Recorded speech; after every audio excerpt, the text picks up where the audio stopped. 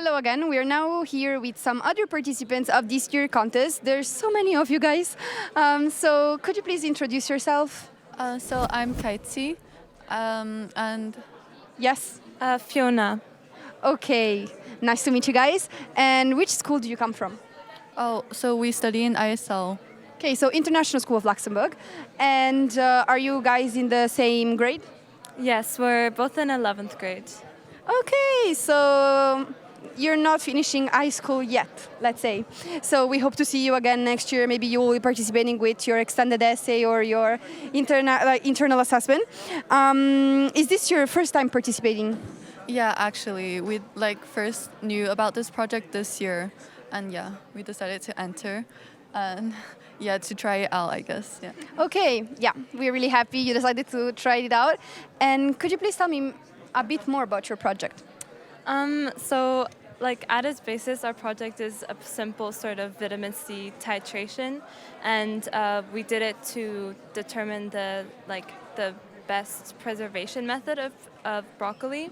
But we also tried to link it to a specific population, pregnant women, because broccoli is one of the vegetables they consume the most, and if they don't get enough vitamin C, then that's more detrimental for that population. So.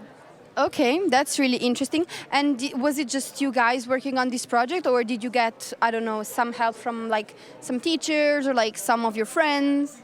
Yeah, of course, we got help from our teachers, our bio teacher, and also from our school's lab technicians. And I think they helped us a lot in the preparation of our setup, lab setup. And okay, so we thank them very much for their help. And do you think you will be participating again next year? Yes, definitely, because we got a lot of valuable feedback, I think, from the jury members, and we're going to take that on, maybe even develop this project or do something completely new, but definitely, I think so. Okay, thank you. And what about you? Yeah, of course. I think I might continue this project and to try to make it better and also include more aspects of it.